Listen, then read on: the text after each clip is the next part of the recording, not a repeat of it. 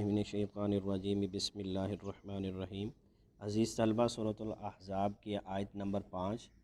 ادعوہم لآبائہم هو اقسط عند اللہ فإن لم تعلموا آباءہم فإخوانکم فی الدین وموالیکم ولیس علیکم جناح فیما اخطأتم بہ ولکن ما تعمدت قلوبکم وکان اللہ غفورا رحیما۔ ادعوہم، تم بلایا کرو، تم پکارو، لآبائہم، ان کے اصل باپوں کے نام سے، نسبت سے، یا یہی اقسط، زیادہ منصفانہ بات، زیادہ درست بات، عند اللہ، اللہ کے نزدیک۔ فإن لم تعلموا، اگر تمہیں علم نہ ہو، آباءہم، ان کے اصل باپوں کا، فإخوانکم، تو تمہارے بھائی ہیں، فی الدین، دین میں، ووالیکم، اور تمہارے دوست ہیں، ولیسا، اور نہیں، علیکم، تم پر، جناح، کوئی گناہ، فیما، اس میں جو، اخطأتم، تم سے غلطی ہو گئی، ولیکن، لیکن، ما تعمدت، جو جان بوجھ کر کریں گے، قصد دلی سے کریں گے۔ بک میں لکھا ہوا ہے قصد دلی مطلب جان بوجھ کر، دل کے ارادے سے، قلوبکم، تمہارے دل، وکان اللہ، اور اللہ، غفور الرحیم، غفور بخشنے والا، رحیم مہربان ہے۔ اب آپ محاورہ ترجمہ دیکھ لیں اس آیت مبارکہ کا، کہ مومنوں، لے پالکوں کو ان کے اصل باپوں کے نام سے پکارا کرو، کہ خدا کے نزدیک یہی درست بات ہے کہ اگر تم کو ان کے باپوں کے نام معلوم نہ ہوں تو دین میں تمہارے بھائی اور دوست ہیں، اور جو بات تم سے غلطی سے ہو گئی ہو تو اس میں تم پر کچھ گناہ نہیں، لیکن جو قصد دلی سے کرو اس پر مواخذہ ہے، اور خدا بخشنے والا مہربان ہے۔ آیت نمبر 5 کا اردو ترجمہ یہاں کمپلیٹ ہو جاتا ہے۔ تو پیچھے زمانہ جاہلیت میں بتایا گیا تھا کہ جو زمانہ جاہلیت میں جو لے پالک ہوتے تھے ان کو حقیقی بیٹا سمجھا جاتا تھا، تو یہاں اللہ نے زمانہ جاہلیت کی اس رسم کو ختم کیا۔ اصل میں ان آیات کا شان نزول اور آگے بھی تیسرے یا چوتھے رکوع میں ہے کہ آپ صلی اللہ علیہ وسلم کے منہ بولے بیٹے تھے حضرت زید بن حارثہ رضی اللہ تعالیٰ عنہ، اماں خدیجہ الکبریٰ رضی اللہ تعالیٰ عنہ نے ان کو بچپن میں آپ صلی اللہ علیہ وسلم کو دیا تھا، غلام تھے، آپ صلی اللہ علیہ وسلم نے آزاد کر کے ان کو منہ بولا بیٹا بنا لیا تھا۔ تو شروع اسلام میں ان کو زید بن محمد پکارا جاتا تھا شروع اسلام میں، اور پھر جب اللہ نے زمانہ جاہلیت کی اس رسم کو ختم کرنے کے لیے پھر یہ آیات اتاری، تو اس لیے یہ پہلے یہ کہا گیا کہ وہ حقیقی بیٹے نہیں ہوتے، پھر آگے ان کو پکارنے کا کہا گیا کہ جو لے پالک ہیں، گود میں لیے ہوئے ہیں، ان کو ان کے اصل باپوں کے نام سے پکارا جائے، اور یہی بات اللہ کے نزدیک سب سے منصفانہ بات ہے، انصاف والی بات ہے۔ اگر کسی کے باپ کا نام کوشش کے باوجود معلوم نہیں ہوتا تو دین میں تمہارے بھائی اور دوست ہیں وہ۔ ہاں، اب پہلے جو تم زید بن محمد کہتے رہے تو اب وہ تو کیونکہ جان بوجھ کر نہیں تھا، تو اللہ تعالیٰ جو تم اس سے غلطی ہو گئی تو اس پر مواخذہ نہیں کریں گے، پوچھیں نہیں گے۔ لیکن اب ان آیات کے اترنے کے بعد جو جان بوجھ کر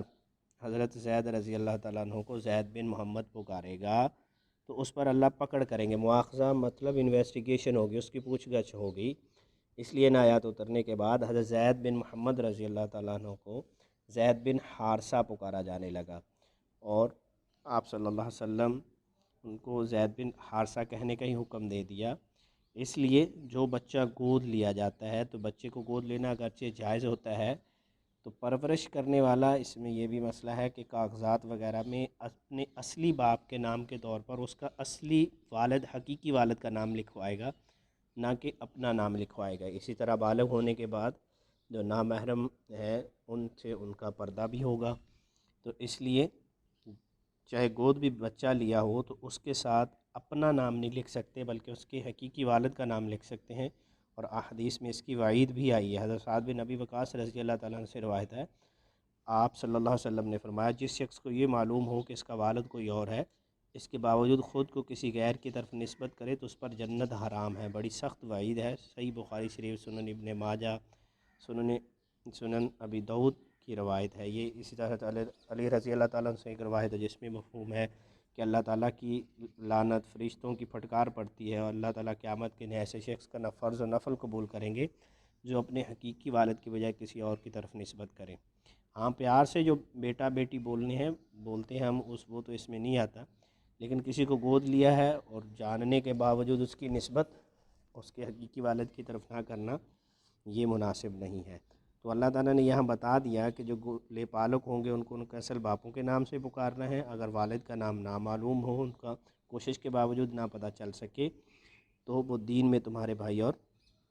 دوست ہیں۔ اگلی آیت دیکھیں بیٹا، آیت نمبر 6، النبی اولیٰ بالمؤمنین من انفسہم وازواجہ امہاتہم واولو الارحام بعضہم اولیٰ ببعض فی کتاب اللہ من المؤمنین والمہاجرین الا ان تفعلوا الی اولیاءکم معروفا وکان ذالک فی الکتاب مستورا۔ تو اس آیت نبی صلی اللہ علیہ وآلہ وسلم اولا زیادہ حقدار ہے، زیادہ مالک ہیں، بالمؤمنین مسلمانوں کا، من انفسہم ان کی جانوں سے، وازواجہم اور ان کی بیویاں، امہاتہم ان کی مائیں ہیں، واولو الارحام اور نسبی رشتہ دار، خون کے رشتہ دار، بعضہم ان کے بعض، اولا زیادہ حقدار ہیں، ببعض بعض پر، فی کتاب اللہ اللہ کی کتاب کے روح سے، من المومنین مومنوں سے، والمہاجرین اور مہاجروں میں سے، الا مگر، ان تفعلوا تم کرنا چاہو، الی اولیاءکم اپنے دوستوں کی طرف، معروفہ کوئی احسان، کان ذالک فی الکتاب مستورا اور یہ بات لکھ دی گئی ہے، مستورہ سطر سے ہے، لکھی ہوئی چیز کتاب میں، کتاب میں مراد یہاں قرآن مجید ہے۔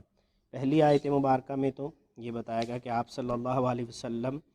جو ہیں مومنوں پر، جو مومنوں کی جانیں